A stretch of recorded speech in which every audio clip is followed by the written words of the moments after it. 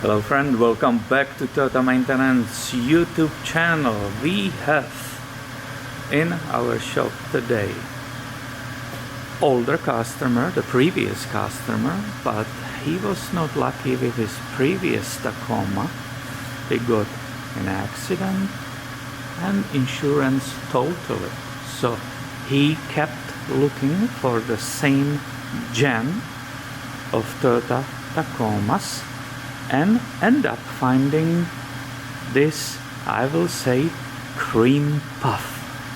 This thing came from Southern California and will live in Northern California, and it has a super low miles, and I would like to show you around.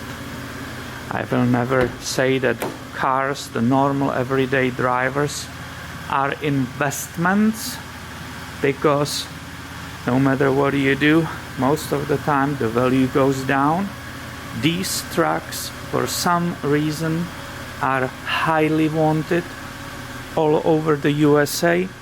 He shared with me that through his research, he talked to multiple people with multiple listings. They said, despite the fact they might have been asking for Taco with 20, maybe year 2000 Tacoma like this one, the vehicle will have, let's say, 50,000 miles, super low miles, and they were asking over 20,000 miles. They said within hours they had the phone calls and the buyers line up. So this one he scored with 95,765. So far, only what is tricky is this clock. It will go on and off, it will disappear. Now it just shows the time. In the parking lot when we were discussing his new purchase, it was off, it was not going on. So that's a little tiny problem. Other than that, look at the condition. It's absolutely pristine. The steering wheel feels like new. The pedals and everything in the interior and also in the engine bay, as I will show you in just a second, confirms the mileage. It's not like somebody turned it down and it was the old piece of junk, right? This is totally, every single detail you keep observing is actually matching the mileage which is being presented. Look at the rims. Apparently it was never off-roaded. There are brand new tires. He got a bunch of receipt. I will not say how much he paid for. That's his business, he told me, but he will keep it for himself. But I saw receipts for these tires. They were replaced by the previous owner, and the bill was for all four of them $725. He has a nice matching top camper, so this is beautiful. He came for me to detail inspect it. I test drove it, drives absolutely gorgeous. But there is the second thing, which is the power steering. I'm not sure if you can hear the whine even at the idle. I can hear it because I work on these all the time. So on the test drive, I will say that was the only item slightly more than usual power steering whine. So let me show you around through the engine bay. This is not detailed by the dealer, it was private seller. They cleaned it, but look at the details of this so-called cream puff. I know you like me saying that, so I'm saying it for fun. Obviously this is not cream puff, but for Tacoma, why not? Look at the condition, it's absolutely incredible. As all of you know, these windshield wiper reservoir necks will crack and they will have a hole. You can see this one is cracked too, so that's absolutely normal. Original part.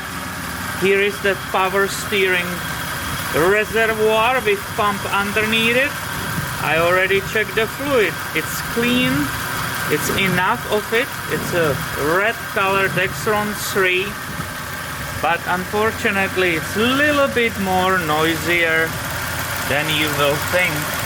So I want to share this with you because you don't see it every day. These things normally when they are for sale they have 200,000 and not 95 or whatever this one has. So I hope you are excited about it too. These are definitely legendary trucks.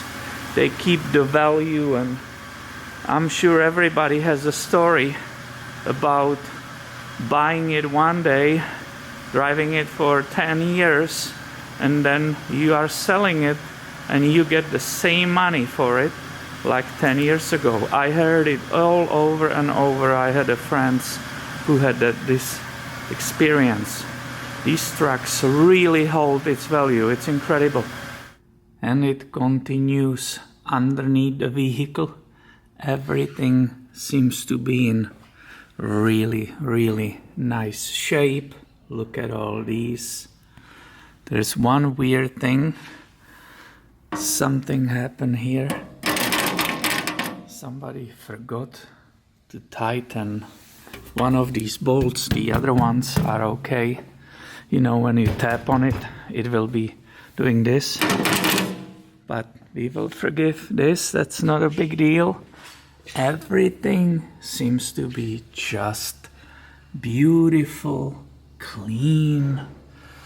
There might be grease, but it's from lubricating U-joints, all the mounts, all the parts. This vehicle was definitely babied by the previous owner. Absolutely clear. You just recently remember that Tundra, which was the opposite. Even the play on that supporting bearing, almost non-existent. I love it. So look at that. This is that locker, the button which you have in the cabin.